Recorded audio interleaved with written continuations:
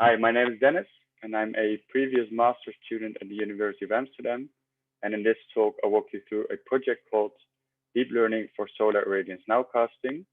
And in this project, we compare a recurrent neural network with two more traditional methods used for solar irradiance nowcasting.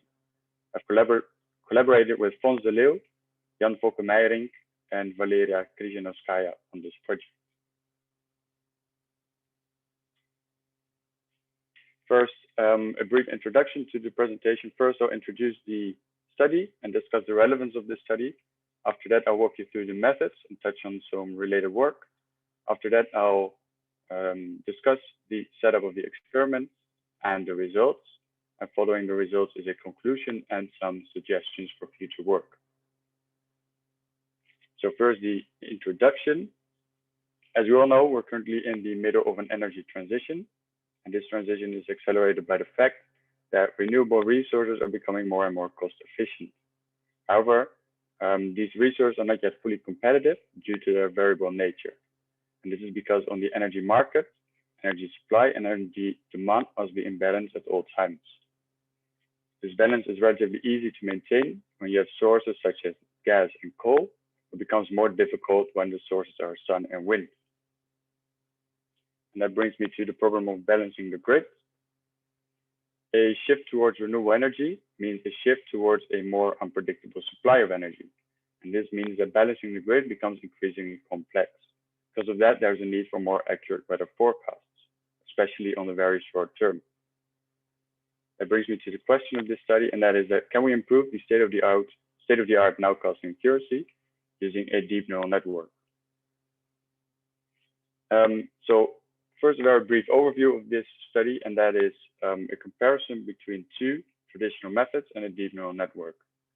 Two of the methods that are being used in operational forecasts are optical flow and numerical weather prediction, and we're trying to improve the accuracy of these methods using deep learning technique based on convolutional gated recurrent units.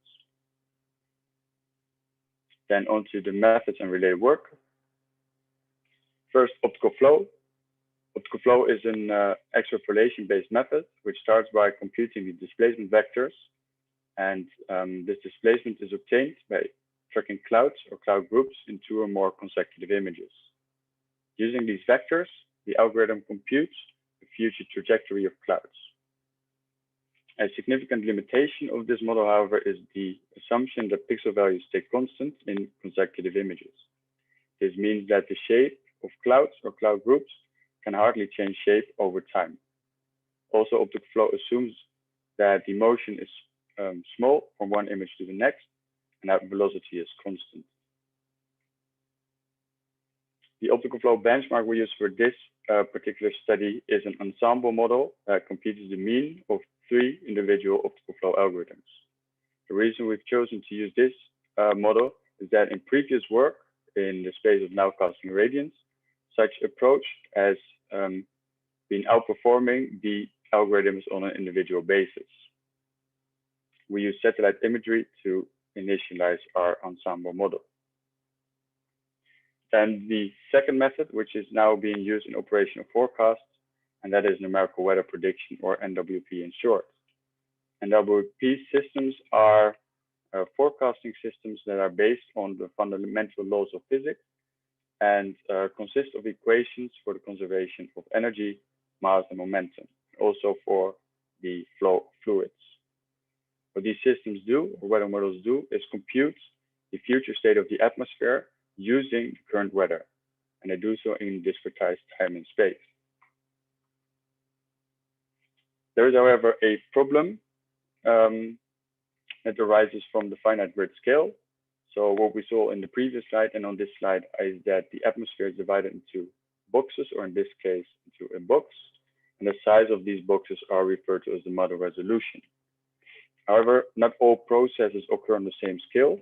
Some occur on a scale which is much smaller than the model resolution. And to be able to incorporate these processes, we use parameterizations. On the right, we visualize some examples of processes that occur on a scale which is generally smaller than the scale of a weather model. These parameterizations in weather models are simplified versions or simplified models that take what we know on a larger scale and use that to describe the smaller scale dynamics. These parameterizations are based on multiple assumptions, and weather models can be very sensitive to the assumptions that are made concerning the subgrid scale. That means that parameterizations are one of the main sources of uncertainty in weather models. The weather model we use in this research is the Weather Research and Forecast Model. The reason for this is, first of all, that it's open source, and second, it's been used in literature to study short-term forecasts of solar irradiance.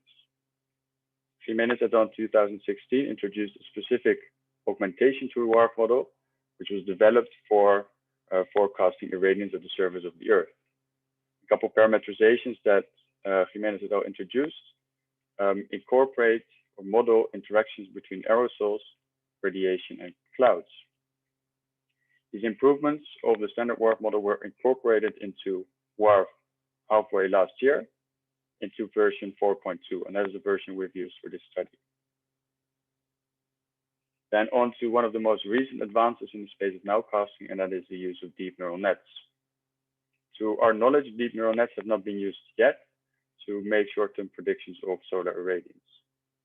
The literature that we used as a basis or as a starting point for this study is based on nowcasting precipitation. These papers formulate nowcasting problem as a spatial temporal sequence forecasting problem and model this with an encoder-decoder sequence-to-sequence model. From such model, I found a simplified representation, which is at the bottom of the slide, where we can see that the model consists of two main parts. One is the encoder and the other is the decoder. First, we see in the encoder that it inputs a sequence, and every image that is inputted, so denoted by X1, X2, and X3, is modeled by an RNN cell. The encoder as a whole summarizes all the information from the input sequence into an encoder vector, and that information is then used by the decoder to generate a new sequence, which is the forecast. The RNN cells used for this study are convolutional gated recurrent units. In these cells, the gated recurrent units, we use to model the temporal dependencies. And that means that these cells or these units are capable of learning what past information is relevant, and it's also capable of forgetting the rest. Convolutional layers model the spatial dependencies. Again, we have a simplified representation of such model, in this case with cloud imagery. We see in the input a sequence of 3 images, that is the latest available weather data, and then the encoder-decoder model is used to output a new sequence, which is the expected output for the weather forecast. Then onto the setup of the experiments.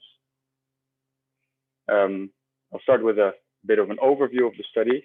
We conducted 3 experiments with the ConvGRU model and found the best performing version of this model, and we used that to compare the output to the optical flow and WRF baselines. All models are used to nowcast irradiance 6 hours ahead into the future, and that is from 9 UTC to 15 UTC, and all models were used to forecast 75 days in the summer of 2019. The case study area is here visualized on the right. We see that on the right there are 2 model domains. The outer domain D01 is in the WRF model the parent domain, and the smaller one is the domain of interest, and that is in the WRF model the nested domain. So for WRF we use a nested domain setup. For ConvGRU and the optical flow models, we use the outer domain to run the models, and we measure the accuracy only in the domain of interest. And the reason for this is that we provide these models with a spatial context by running them in the entire parent domain, so that these models are capable of modeling incoming clouds. Data we use for the study is from the Meteosat 2nd generation cloud physical properties algorithm. And this algorithm is developed by the KNMI. The algorithm derives cloud and radiation products from the Severi instrument, which is attached to a geostationary satellite. On the right here, we see a exemplification of the range of data that is available from this instrument. The parameter that is visualized here is also used in this research, and that is surface solar radiation. This data is used as ground truth, so to determine the accuracy of our forecasts and also to initialize congruent optical flow. Lastly, this data is used as training data. There is, however, one limitation to this particular data set, and that is that the range of data is limited on a day. This is visualized here on this slide, where we cut out a part of Europe, and it visualizes that the range of data is limited. The reason for that is that the algorithm requires a solar zenith angle of less than 78 degrees. When the angle is larger, the algorithm isn't able to accurately derive cloud properties, cloud products. Then for the evaluation of the forecast, we've chosen to compute three metrics. One is the mean bias error. We mainly use this to study whether a model is overestimating or underestimating the irradiance. Also, we compute mean absolute error, which is the standard in literature and in production for weather forecasts. And to complement these two error metrics, we also assess the image quality based on the Structural Similarity Index Metric. Then first, the comparison of the ConvGRU models. I would like to refer to the paper for the specifics on these models. But what I do on this slide is present to you how the output looks like. So on the left, there's the actual weather represented by the MSG-CPP. And then on the right, we see the outcomes of the three different ConvGRU experiments. What we see in general is a blurring effect. That is the case for all three models. Also, we see that in these two simulations, the model is capable of mimicking advection of clouds. So it does move the cloud fields a bit towards the right. And then a short discussion of the results of these ConvGRU comparison, and that is that the ConvGRU model trained on only sequence data is best overall. And also, what was clear is that we see a blurring effect in all predicted images. We think this might be caused by the fact that the models are trained on a relatively small set of only 486 days, but also the model in its current form optimizes for the global error by optimizing the error and loss function. The model doesn't optimize for local structures. Then the comparison of the ConvGRU model to the baseline methods. Here again, we visualize the forecast by the different models. We see on the left the actual weather, and then one to the right is the prediction generated by the optical flow algorithm. What we see is that the clouds hardly change shape over the course of this forecast, and that is due to the key assumption that pixel values stay constant throughout the forecast. The WRF model, if we pay close attention, we see that in the beginning of the simulation, the square is mostly yellow. And also important to add to that is that the blue represents the cloud fields. So what we see at the beginning of the WRF simulation is that the cloud fields are underdeveloped. And after that, the cloud fields are represented by the WRF model. For ConvGRU, again, we see the blurring effects.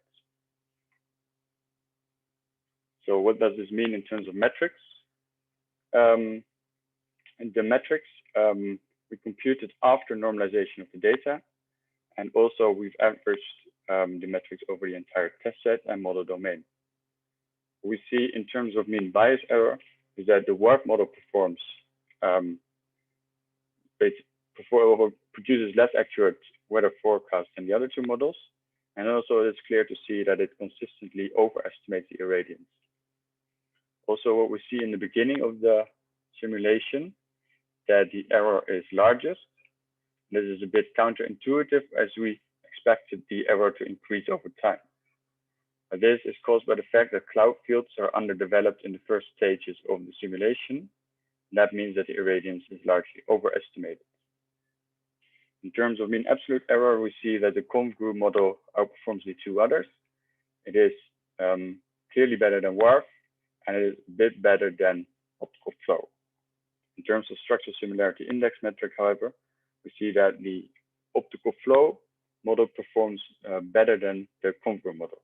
For structural similarity, it is higher is better. So a short conclusion on this, and that is that the ConvGRU model outperforms the other methods in terms of mean absolute error. However, optical flow is better at representing cloud structures, and that is shown by the structural similarity index metrics.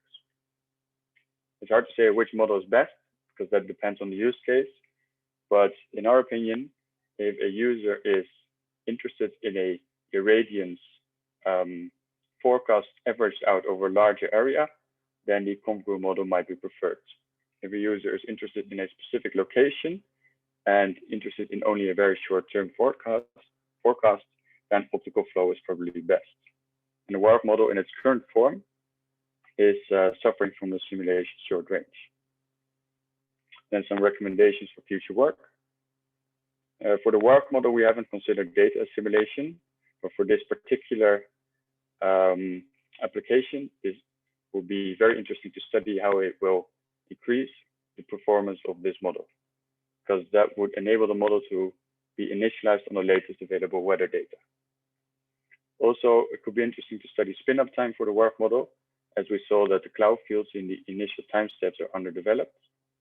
And lastly, in literature, I found that some researchers were capable of increasing the forecast accuracy by performing model output statistics. And then lastly, for the ConvGRU model, we suggest training on more data. At the time of the experiments, the 486 days were all the available weather data by the MSG-CPP dataset. And also, I found some literature that is optimizing the ConvGRU model for structural similarity instead of the L1 loss function, and that did increase the forecast accuracy. Now it's time for some questions if you have any.